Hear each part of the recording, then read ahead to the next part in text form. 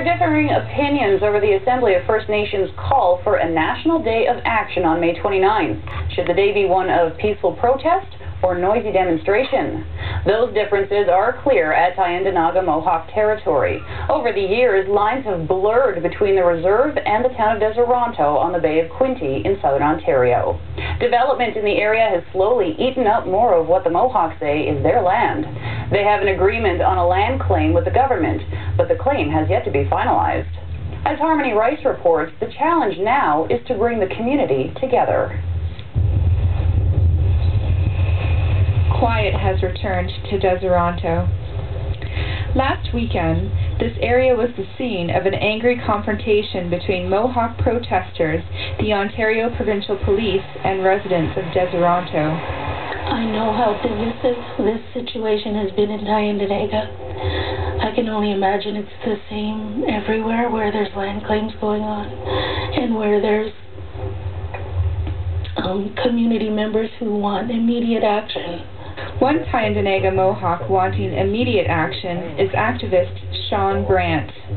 So right now our relationship is tense. We've cohabitated together side by side for 175 years, and it's only been now that it's being brought to light that the town and the town council and people now see us as not being good neighbors simply because we're making an assertion now over having our lands back, and so people view us now as the bad guys.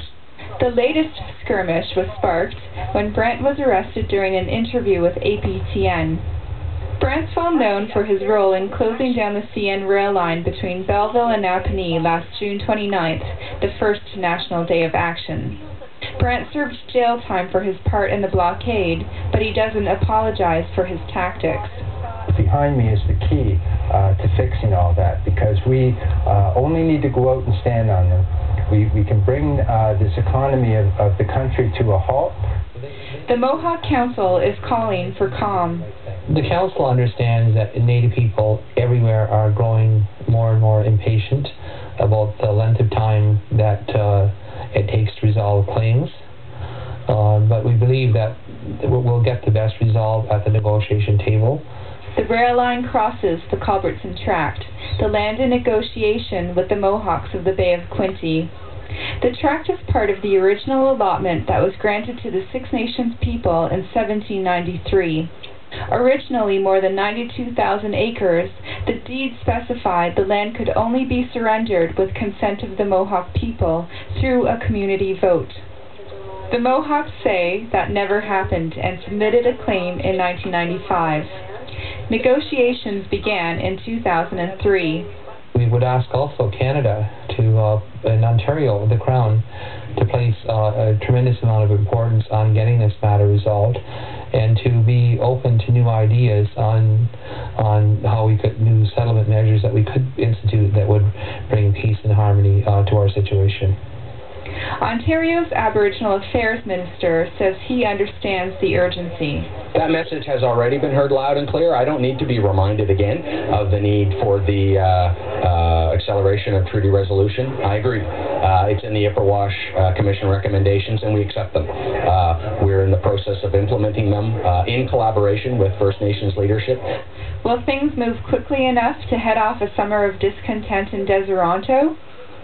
Chief Dawn Miracle and Jan Hill, the Turtle Clan mother, can only hope. I just would like everybody to be mindful that we all want the same thing.